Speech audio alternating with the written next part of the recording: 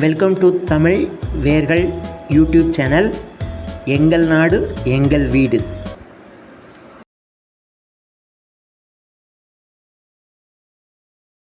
ஒரு காலத்தில் குறிஞ்சிமலை என்ற சிறிய கிராமத்தில் சத்தமிடும் தரைகள், தூச்சி படிந்த புத்தகங்கள் மற்றும் உயரமான அலமாரிகளைக் கொண்ட ஒரு பழைய நூலகம் இருந்தது. நூலகத்தில் பேய் இருக்கிறது என்று கிராம மக்கள் சொன்னார்கள்.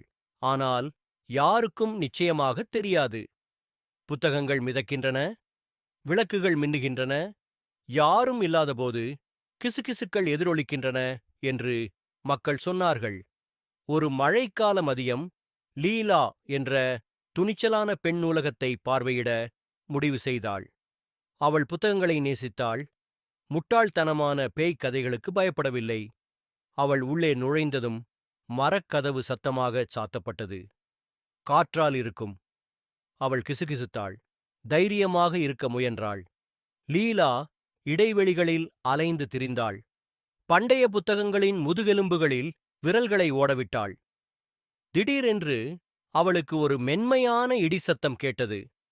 ஒரு புத்தகம் அவளுக்கு பின்னால் தரையில் விழுந்தது. அவள் விரைவாகத் திரும்பினாள். யாரும் இல்லை.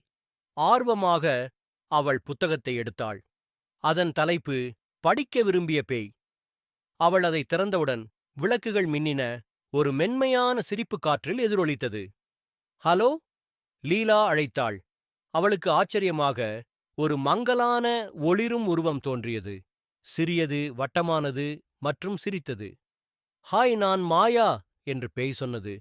நான் நீண்ட காலத்திற்கு முன்பிருந்து இங்கு வசித்து வருகிறேன். நான் படிக்க மிகவும் விரும்புவதால் நான் ஒருபோதும் வெளியே போவதில்லை. லீலா மூச்சுத் திணறினாள். ஆனால் ஓடவில்லை. நீங்க பயந்ததே இல்லை. மாயா பிரகாசித்தார். நான் உதவ முயற்சிக்கிறேன். யாராவது புத்தகங்களை விரும்புவார்கள் என்று நான் நினைக்கும்போது நான் அலமாரிகளில் இருந்து தள்ளிவிடுவேன். லீலா சிரித்தாள். அப்போ அது நீங்கதானா? அவர்கள் மணிக்கணக்கில் கதைகளை படித்து சிரித்தனர். மாயா நூலகத்தின் மறைக்கப்பட்ட மூலைகளையும் ஒரு கிசுகிசுப்புடன் திறக்கும் ரகசிய புத்தக அலமாரிகளையும் காட்டினார்.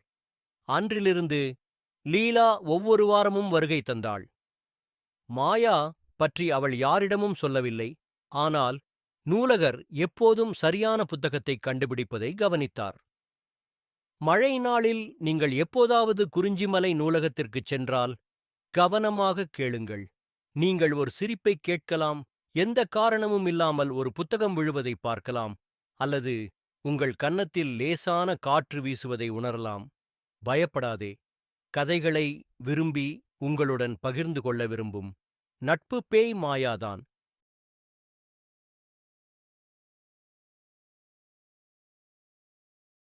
பொன்னிவலம் நகரில் பிரைட் மைன்ஸ் அகாடமி என்ற ஒரு பெரிய பழைய பள்ளி இருந்தது. அதன் உயரமான ஜன்னல்கள், நீண்ட நடைபாதைகள் மற்றும் மூடப்படும்போது சத்தமாக ஒலிக்கும் லாக்கர்கள் இருந்தன. ஆனால் ஒரு லாக்கர் இருந்தது. எண் 47 யாரும் பயன்படுத்தவில்லை. ஏன்? ஏனெனில் மாணவர்கள் அதில் பேய் இருப்பதாகச் சொன்னார்கள். யாராவது லாக்கர் 47ஐ பயன்படுத்த முயற்சிக்கும் போதெல்லாம் அது தானாகவே திறக்கும். புத்தகங்கள் காணாமல் போகும் அல்லது குளிர்ந்த காற்று வீசும். சில குழந்தைகள் அதை கடந்து செல்லும்போது கிசுகிசுப்பதைக் கேட்டதாகக் கூட சொன்னார்கள். ஒரு நாள் அர்ஜுன் என்ற ஆர்வமுள்ள மற்றும் பயமற்ற சிறுவன் பள்ளியில் சேர்ந்தான். லாக்கர் 47 பற்றி கேள்விப்பட்டு எப்படியும் அதை பயன்படுத்த முடிவு செய்தான். இது ஒரு பழைய லாக்கர் என்று அவன் தைரியமாகச் சொன்னான். முதல் நாள் அவன் தன் பையை உள்ளே வைத்து கதவை சாத்திக் கொண்டான். ஆனால் மதிய உணவு நேரத்தில் திரும்பி வந்தபோது லாக்கர் அகலமாக திறந்திருந்தது. அவனது புத்தகங்கள் வெளியே அழகாக அடுக்கி வைக்கப்பட்டிருந்தன. மேலும் அவனது மதிய உணவுப் பெட்டியில் ஒரு குறிப்பு ஒட்டப்பட்டிருந்தது. அதில் எழுதப்பட்டிருந்தது, வணக்கம், எனக்கு உங்கள் கதைகள் பிடிக்கும். நான் இன்னும் படிக்கலாமா? அர்ஜுன் கண் சிமிட்டினார். இது ஒரு குறும்புதானா என்று சத்தமாக கேட்டார். ஆனால் யாரும் அருகில் இல்லை. மறுநாள் ஒரு காமிக் புத்தகத்தை உள்ளே வைத்துவிட்டுச் சென்றார். அவர் திரும்பி வந்தபோது அது மீண்டும் திறந்திருந்தது. ஆனால் இந்த முறை பக்கங்களில் சிறிய ஒளிரும் கைரேகைகள் இருந்தன. அன்று இரவு அர்ஜுன் ஒரு டார்ச் லைட்டுடன் பள்ளிக்குத் திரும்பினான். மண்டபம் அமைதியாகிவிட்டதால் லாக்கர் தானாகவே திறந்தது. பெரிய கண்ணாடிகள் மற்றும் ஒளிரும் கண்களுடன் ஒரு மங்கலான வெளிப்படையான பெண் வெளியே மிதந்தாள். நான் லில்லி, அவள் கிசுகிசுத்தாள். நான் நீண்ட காலத்திற்கு முன்பு இங்கு வந்தேன். நான் படிக்க விரும்பினேன். ஆனால் என் கதைகளை முடிக்கவே முடியவில்லை. அர்ஜுன் பயப்படவில்லை. நீங்கள் என்னிடமிருந்து எந்த புத்தகத்தையும் கடன் வாங்கலாம் என்று அவர் அன்பாக கூறினார். அப்போதிருந்து அர்ஜுனும் லில்லியும் ரகசிய வாசிப்பு நண்பர்களாக மாறினர். அவர் தனது புதிய கதைகளை விட்டுச் செல்வார். சில சமயங்களில் அவள் அவரது குறிப்பேடுகளுக்குள் குறிப்புகள் அல்லது சிறிய ஓவியங்களை அவருக்கு விட்டுச் செல்வாள். லாக்கர் 47 மீண்டும் ஒருபோதும் பயமாக இருக்கவில்லை. யாரோ ஒருவர் போன பிறகும் கூட கதைகள் வாழும் ஒரு மாயாஜால சிறிய மூலையாக அது மாறியது.